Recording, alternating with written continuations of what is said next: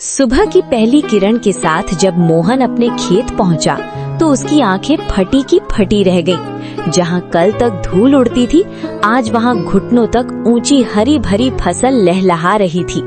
बड़े बड़े चमकदार आलू और मोतियों जैसे मटर के दाने। तभी वहां से काला गुजरा। काला हैरानी और चिढ़ के साथ, अरे मोहन, ये क्या तमाशा है? कल शाम तक तो यहाँ मिट्टी उड़ रही थी और आज एक ही रात में इतनी बड़ी फसल। कौन सा गड़ा हुआ खजाना हाथ लग गया है तेरे?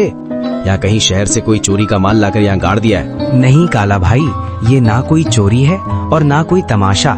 ये तो ऊपर वाले की मेहरबानी है। कल एक घायल चिड़िया की मदद की थी, बस उसी की दुआओं ने आज ये रंग दिखाया है। देख भाई, कितने सुंदर आलू और मटर है। तू भी थोड़े घर ले जा। दुआएं? चिड़िया मुझे बेवकूफ समझता है। ये जरूर कोई काला जादू है।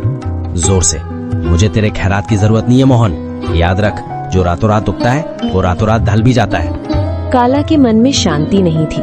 वो जानना चाहता था कि मोहन को ये सब मिला कैसे। वो बिल्ली के कदमों से मोहन के टूटे हुए घर के पीछे पहुंचा और खिड़की से कान लगाकर सुनने लगा। अंदर मोहन, बिमला और माँ बातें कर रही हैं। मोहन, मुझे अब भी यकीन नहीं होता।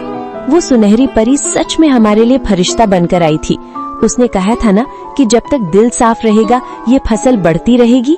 हाँ बिमला, उसने उसी बरगद के पेड़ के पास दर्शन दिए थे जहाँ से मैं रोते हुए लौट रहा था। वो दिव्य प्रकाश, वो ममता भरी आंखें, मैं कभी नहीं भूल सकता। काला भाई को शक हो रहा था, पर उसे कैसे समझाऊं कि ये सब दया का फल है। काला खिड़की के बाहर बुदबुदाते हुए, अच्छा तो ये बात है। बरगद का पेड़, परी और सुनहरी पोटली। अगर उस भीख मंगे मोहन को परी मिल सकती है तो मैं तो उससे कहीं ज्यादा चालाक हूँ। मैं भी कल उसी पेड़ के पास जाऊंगा और उस परी से सब कुछ छीन लूंगा। काला सुबह सुबह उसी बरगद के पेड़ के नीचे पहुँच गया। उसने एक जाल बिछाया और एक चिड़िया के आने का इंतजार करने लगा। उसने सोचा कि वो किसी चिड़िया को घायल करेगा और फिर उसकी मदद का नाटक करेगा। कहाँ है वो परी? ओ चिड़िया, बाहर निकल। देख, मैं तेरे लिए कितने दाने लाया हूँ। बस एक बार मेरे सामने आ जा और मुझे वो मखमली पोटली दे दे। मुझे आलू मटर नहीं, मुझे सोना चाहिए, चांदी चाहिए। मैं उस मोहन से बड़ा आदमी बनना चाहता हूँ। काला घंटों चिल्लाता रहा। कभी रोने का नाटक करता तो कभी लालच में पेड़ की टहनियाँ हिलाता, लेकिन वहाँ सन्नाटा छाया रहा। अचानक एक तेज ठंडी हवा चली और एक आकाशवाणी हुई। काला, प्रार्थना हृदय से की जाती है, लालच से नहीं। मोहन ने एक जान बचाने के लिए अपनी कमीज फाड़ी थी और तू एक जान लेने के लिए जाल बिछा रहा है। जा, तुझे कुछ नहीं मिलेगा क्योंकि तेरा मन ईर्ष्या की राख से भरा है। लालच की फसल कभी मीठी नहीं होती। नहीं, ये नाइंसाफी है। उस गरीब को सब कुछ और मुझे कुछ नहीं। अगर मुझे नहीं मिला तो मैं मोहन का भी कुछ नहीं रहने दूंगा।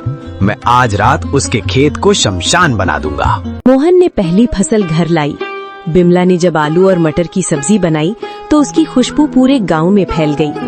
बीमार माँ ने जैसे ही एक निवाला खाया, उनके चेहरे पर रौनक आ गई।